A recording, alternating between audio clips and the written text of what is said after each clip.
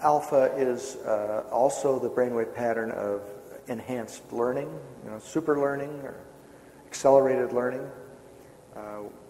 A lot of seeing a relationship between things happens in alpha. When you're just falling asleep at night, but you're not quite gone, you're in a deep alpha state. If you're daydreaming, you're in an alpha state.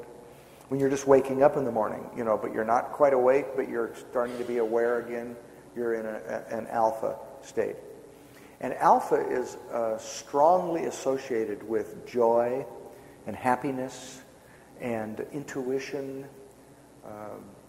Many of the great minds of the world, including great spiritual minds, are people that are making lots and lots of alpha waves.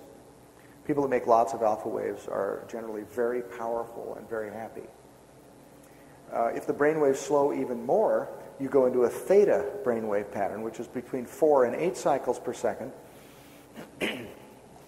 And theta is dreaming sleep, happens in theta, rapid eye movement sleep. And very deep meditation. Advanced meditators generally are making a lot of alpha waves with little excursions into theta.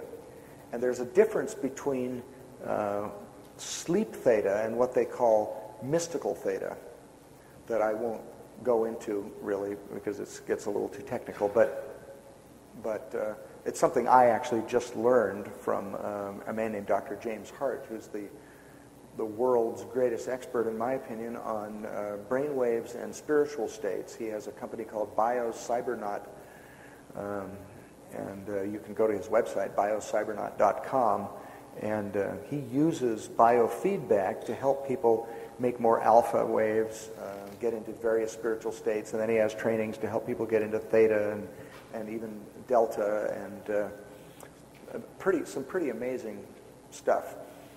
The slowest brainwave pattern of all is delta, and delta is what you're in when you are asleep and not dreaming. Dreamless sleep is delta.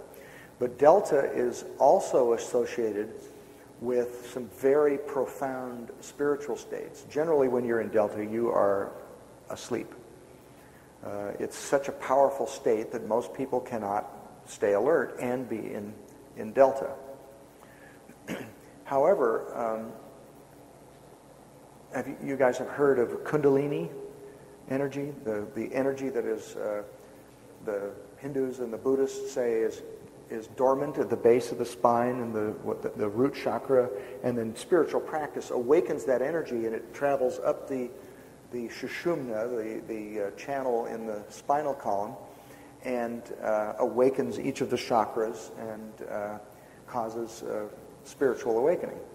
Well, I also learned from Dr. Hart that kundalini energy is associated with very high amplitude, which means high power, delta waves. And I was at a training of his a few months ago, and I was supposed to be making alpha waves, but I was actually very stressed out because I had been working 15, 16-hour days literally every day for about 2 years straight, working on a course I created. And I was pretty stressed out. And I usually don't drink caffeine, but I'd been drinking lots of really strong tea all day long to go through this, so I was kind of not as you see me now. And I was having trouble making very much alpha because of all this. But on the 5th day of this 7-day training, I suddenly started making all these really high amplitude delta waves, and I came out of this biofeedback chamber that we were doing this in, and Dr. Hart said, do you ever experience kundalini energy? And I said, well, yes, I have. And he said, well, look at this. And he showed me on this polygraph that I was making all this kundalini, and I knew something was happening because I was tons of unusual stuff that I won't go into here was happening to me while this was happening. And as a matter of fact, if you want to look at what this looks like, you can go to centerpoint.com, centerpoint has an E on the end, centerpoint.com/kundalini, and it will show you a picture of part of this polygraph record of this happening. But anyway, this is associated with delta. So you have these 4 brainwave patterns, beta, alpha, theta, and delta.